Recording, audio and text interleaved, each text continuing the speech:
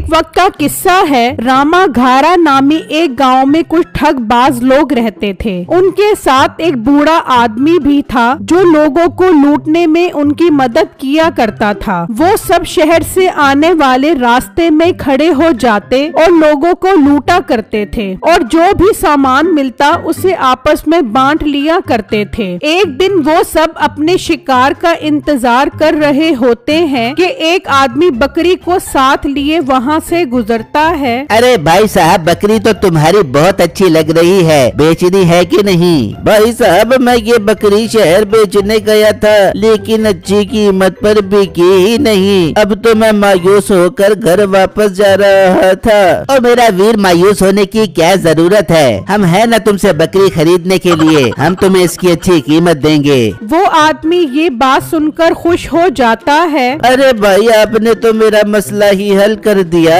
20,000 रुपए दो और ये बकरी ले जाओ। क्या 20,000? भाई ये कीमत तो बहुत ज्यादा है। हम एक काम करते हैं, ये जो बुजुर्ग हैं हम इनसे कीमत लगवाते हैं। ये न तुम्हारे जानने वाले हैं और न हमारे जानने वाले हैं। ये हम दोनों में अच्छा फैसला करेंगे। हाँ, ये बात तो आपने बिल्कुल ठीक की है। चलो इनसे कीमत लगवाते हैं। फिर वो उस बुजुर्ग से उसकी कीमत लगवाते हैं। अरे बेटा, तुम मुझसे कीमत लगवाने आ ही गए हो तो जो कीमत मैं बताऊंगा वो तुम दोनों को माननी पड़ेगी।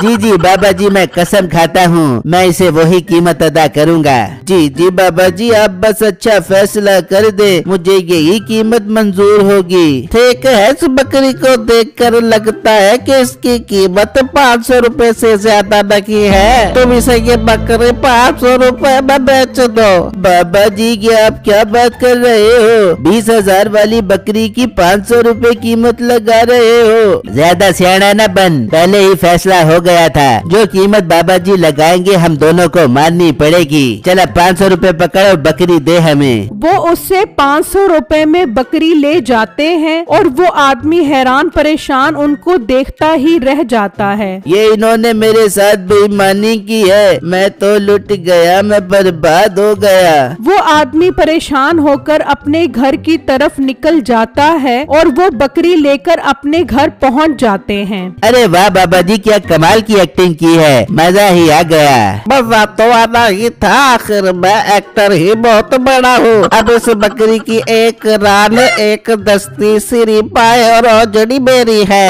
ओ बाबा, इतना सियाना न बन, सारी चीजें तू ले लेगा तो हम क्या इसकी औजड़ी के अंदर वाला गोबर खाएंगे? इस बकरी का हिस्सा हम सब में बराबर बराबर तकसीम होगा। उस गांव के साथ वाले गांव में बिट्टू नाम का लड़का रहता था। वो लोगों के सामान को उठाकर दूसरी जगह पहुंचाने का काम किया करता था, लेकिन सामान ज्यादा होने की वजह से वो बहुत थक जाता था। अम्मी जान, मुझसे इतना सामान नहीं उठाया जाता। मैं सोच रहा हूँ शहर से एक बैल खरीद कर आऊँ और उस पर सामान एक जगह से दूसरी जगह लेकर जाऊँ। हाँ बेटा, बात तो तू बिल्कुल ठीक कर रहा है, लेकिन बैल खरीदने के पैसे कहाँ से आएंगे? अम्मी जान, मैंने अपनी कमाई से बहुत सारे पैसे जमा किए हैं। मैं उन पैसों से बैल खरीदूंगा। एक दफा बैल आ जाए फिर मैं और ज्यादा पैसे कमाऊंगा। हाँ बिट्टू, आप अभी जाओ और बैल खरीद कर आओ। इतनी ही देर में वो आदमी वहाँ से गुजरता है। बिट्टू उसे परेशान देखकर कहता है, अकरम भाई, क्या हुआ? आप इतना परेशान क्यों लग रहे हो? और आपकी बकरी कहाँ है? बिट्टू, मैं लुट गया हूँ, मैं बर्बाद हो गया हूँ। अभी मेरे अंदर बात करने की हिम्मत नहीं है। अकरम भाई, आप घर जाकर आराम करो, मैं भी एक जरूरी काम से शहर जा रहा हूँ, फिर शाम में आकर आपको मिलता हूँ। ठीक है, शाम में मेरे घर आ जाना, फिर मैं तुम्हें सारी बात बताता हूँ। ये कहकर वो आदमी वहाँ से चला जाता है। पता नहीं अकरम भाई के साथ ऐसा क्या हो गया है जो वो इतना परेशान है। खैर अम्मी जान, मैं शहर जा रहा हूँ बैल खरीदने, फिर शाम में इनसे इनकी परेशानी पूछता हूँ। ये कहकर बिट्टू भी बैल खरीदने शहर की तरफ रवाना हो जाता है और वहाँ वो ठग भी शहर के रास्ते में खड़े होने का प्लान करते हैं। चलो बुजुर्गों, तैयारी पकड़ो एक और शिकार को काबू करने की। अरे मीठे उस्ताद, आज एक शिकार अपने काबू आ गया है, काफी है, अब कल शिकार करेंगे। तू चेला है, चेला अकेला बनकर रहे, ज्यादा मेरा उस्ताद बनने की जरूरत नहीं है। हर वक्त काम से जी चुराता रहता है, सारे काम में ही बरकत खत्म होती जा रही है।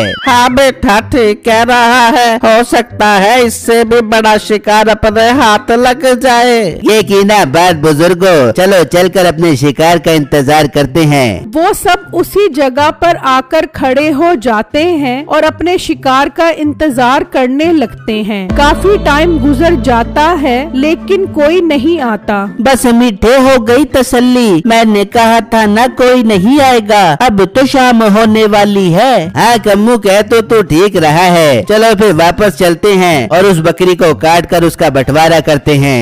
वो अभी जाने की तैयारी कर ही रहे होते हैं कि बिट्टू शहर से बैल खरीद कर आ रहा होता है। वो बैल को आता देखकर खुश हो जाते हैं। आ गया अपना शिकार आ गया, चलो तैयारी पकड़ो। जैसे ही बिट्टू उनके करीब पहुंचता है, अरे वाह लड़के, बैल तो तुम्हारा बहुत प्यारा है, हम तुमसे ये बैल खरीदना चाहते हैं। जी नहीं भाई, मैंने ये बैल नहीं बेचना, मैं तो खुद ये बैल खरीद कर ले जा रहा हूँ ताकि मैं इस बैल से सामान उठाकर अपना काम आसान कर सकूँ। मैंने ये बैल 80,000 का खरीदा है। मीठे भाई ये इतना महंगा बैल खरीद के आ गया, इसे तो सेंटी पेंटी लाखों घंटी की बीमारी हुई है, ये तो सुबह तक मर जाएगा। अरे भाई ये आप क्या बात कर रहे हो? अगर ये मर गया तो मेरे 80,000 रुपए बर्बाद हो जाएंगे। इसीलिए तो कह रहा हूँ मुझे ये बैल बेच दे। चले काम करते हैं, ये बुजुर्ग ना तेरे जानने वाले हैं ना मेरे, इनसे कीमत लगवाते हैं। ये जो कीमत लगाएंगे हम उस कीमत पर तेरे से ये बैल खरीद लेंगे।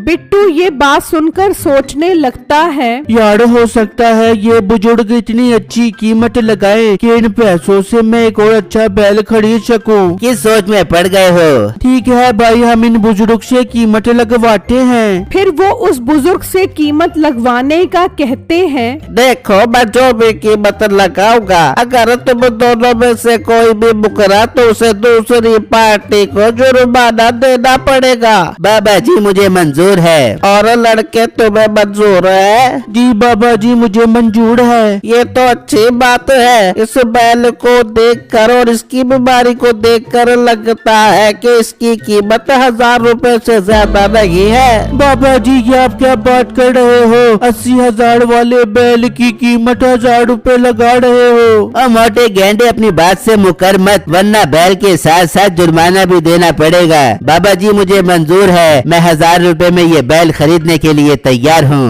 वो बिट्टू से 1000 रुपए में वो बैल खरीद कर ले जाते हैं और बिट्टू परेशान खड़ा उन्हें देखता ही रह जाता है। वो बैल अपने घर लाकर बांध देते हैं और बिट्टू घर पहुंचकर अपने घर वालों को ये बात बताता है। बिट्टू ये तूने क्या किया? तुझे क्या जरूरत थी इनकी बातों में आने की? अम्मी जान मुझे कुछ समझ नहीं आ रही थी। मैं तो समझा वो बुजुर्ग मेरे साथ इंसाफ करेंगे, लेकिन उन्होंने मेरे साथ धोखा किया। बिट्टू हो सकता है वो बुजुर्ग उन्हीं का बंदा हो और वो सब मिलकर लोगों को ठग रहे हो। हाँ मुझे भी यही लगता है। तू अकरम के पास जा, वो भी तो शहर अपनी बकरी बेचने गया था। हाँ अम्मी जान मैं करम भाई के पास जाता हूँ। बिट्टू उसके पास जाता है और उसे अपने साथ हुआ सारा वाकया बताता है। तो वो आदमी सुनकर हैरान रह जाता है। बिट्टू सेम यही मेरे साथ हुआ है। वहाँ एक बुजुर्ग था, उसने मेरी बकरी की कीमत 500 रुपए लगाई और वो मेरी बकरी 500 रुपए में ले गए। अकरम भाई आप मुझे उस वक्त बता देते तो मैं उनकी बातों में ना था।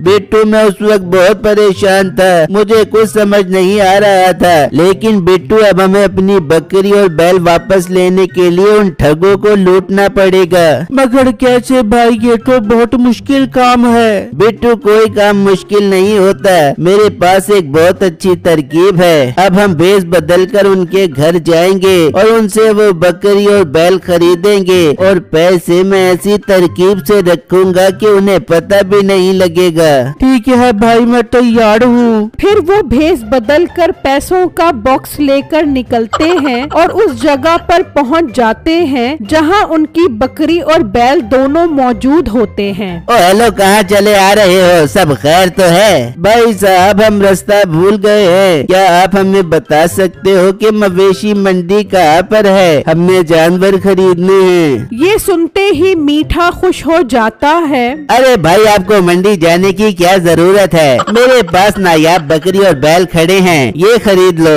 हाँ ठीक है, इनकी कीमत बताओ। अगर मुनासिब कीमत हुई तो हम खरीद लेंगे। अरे भाई, एक काम करते हैं, इन बुजुर्ग से ये कीमत लगवा लेते हैं। इन्हें ना मैं जानता हूँ ना आप। ये जो कीमत लगाएंगे हम उस कीमत पर आपको ये बैल और बकरी बेच देंगे। हाँ ठीक है बुजुर्गों, आप बताओ इसकी कीमत क्या है? देखो, अगर मुझसे फैसला करवा रहे हो तो जो कीमत मैं बताऊंगा वही आखिरी होगी, और अगर कोई मुकरा तो उसे जुर्माना देना होगा। बाबा जी, मुझे मंजूर है। जी बाबा जी, हमें भी मंजूर है। ये तो अच्छी बात है। बकरी और बैल को देखकर ऐसा लगता है कि इसकी कीमत 5 लाख रुपए है। अरे बाबा जी, ये आप क्या बात कर रहे हो? 5 लाख में तो बहुत सारे जानवर आ जाते हैं। ज्यादा सियाना बनने की जरूरत नहीं है। अब 5 लाख रुपए में हमारा सौदा हो गया है। बेटू, अब हम मुकर नहीं सकते।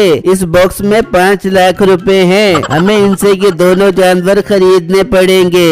लाओ फिर ये 5 लाख रुपए का बॉक्स दो और बकरी और बैल ले जाओ। मीठा उनसे वो बॉक्स ले लेता है और वो दोनों बैल और बकरी ले जाते हैं। अरे वाह बुजुर्गों, क्या कमाल का फैसला किया है। मजा ही आ गया। अब हम सारे अपना अपना हिस्सा कर लेते हैं। मीठा जैसे ही नोट हटाता है तो नीचे पत्थर होते हैं। मीठे को ये देखकर बहुत गुस्सा आता है। अरे ये क्या, ये तो हमें चूना लगा गए, इसमें तो पत्थर हैं। अब बेटा, मेरी ओजड़ी सीढ़ी और पाए भी चले गए। अरे बाबे, तुझे ओजड़ी सिरी पाए की पड़ी है। मैंने तो सरदार को बैल देने का वादा किया था, वो मुझे नहीं जोड़ेगा।